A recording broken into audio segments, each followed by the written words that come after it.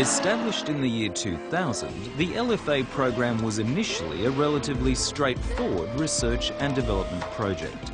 But it was the influence of one man, who would later become the chief engineer of LFA, Haruhiko Tanahashi, that would see the program transformed into the most important Lexus project since the original LS400 in the late 1980s.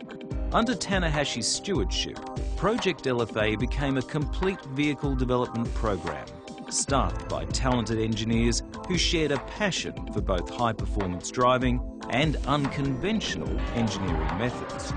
Working from a blank canvas, the close-knit LFA team drew up an exhaustive list of 500 key assets, must-haves that the LFA should achieve. These musts would later become the template from which all future Lexus vehicles would be developed and evaluated against. Within a year of Tanahashi-san's arrival, work began on the LFA's V10 engine. Entirely unique to the LFA, the 4.8-litre engine became the heart of the program, influencing onboard technology, driving dynamics and overall vehicle character. The compact V10 became such a centrepiece that a rethink of vehicle instrumentation had to occur when it was discovered that the traditional analogue instruments could not keep up with the LFA's 9,000 RPM rev limit, a limit that could be reached in just 0.6 of a second. With the engine sorted, the team moved on to the prototype body stage, and by mid-2003, the first LFA prototype was finished, built completely from aluminium. 16 months later, in October 2004, an LFA prototype lapped the Nürburgring Nordschleife circuit for the first time. 5 challenging years after the project began, Lexus pulled the wraps off the first LFA design study at the 2005 Detroit Motor Show, stunning onlookers. It was here that the legend of the first Lexus F vehicle was born, well before any hint of what was to arrive later in the form of the ISF. The first LFA prototype made extensive use of aluminium alloy for its chassis and bodywork, but a radical rethink of the LFA's key objectives led to the team's decision to switch to carbon fibre construction. The decision to employ carbon fibre reinforced plastic for the LFA's construction may have derailed lesser development teams, but the LFA's engineers relished the challenge. Rather than outsourcing the process to a third party, the group drew on its parent company's rich heritage of loom making and weaving to develop composite technologies in-house.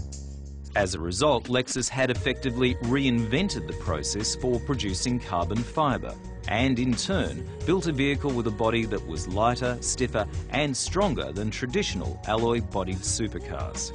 Lexus, renewed by its breakthrough in carbon fibre material process and chassis design, then took on arguably the most challenging of tasks, the Nürburgring. With early LFA prototypes already spotted lapping the circuit, the Nürburgring was the ideal location for the development and testing of the LFA to its limits.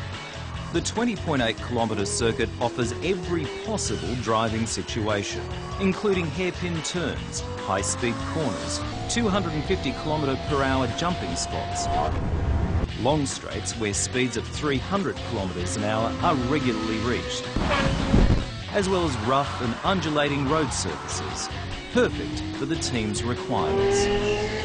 Under the stewardship of its president and motorsport fanatic Akio Toyoda, and long-serving Lexus test driver Hiromu Naruse, Lexus entered the LFA into the punishing Nürburgring 24-hour race in 2008. The objective was simple: to push the LFA as hard as possible under the most testing of conditions. With over 40 years' experience at the Nürburgring, Naruse-san was well equipped to highlight a vehicle's flaws and weaknesses. He raised issues with the LFA engineering team about how the LFA performed and how it talked to the driver. Toyoda-san himself joined the race team in May 2009, a clear indication of his enthusiasm and confidence in the car and the development team behind it. Over 5 years of competitive racing, the LFA race team broke, rebuilt and engineered the LFA to withstand the trials of such a testing environment, breaking through in 2011 with a class victory at the Nürburgring 24 Hour.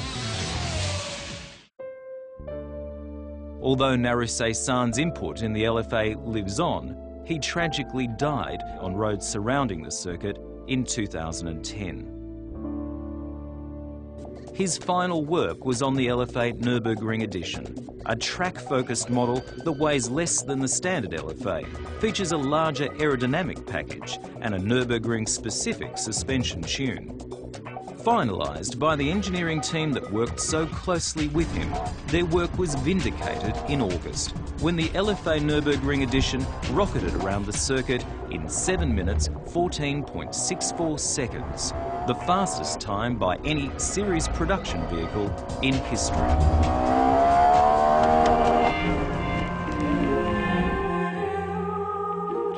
Set on road tyres, the time also cemented the LFA's position as one of the most desirable supercars of the decade. And for the first time in its development history, the LFA had tamed the track that gave birth to it.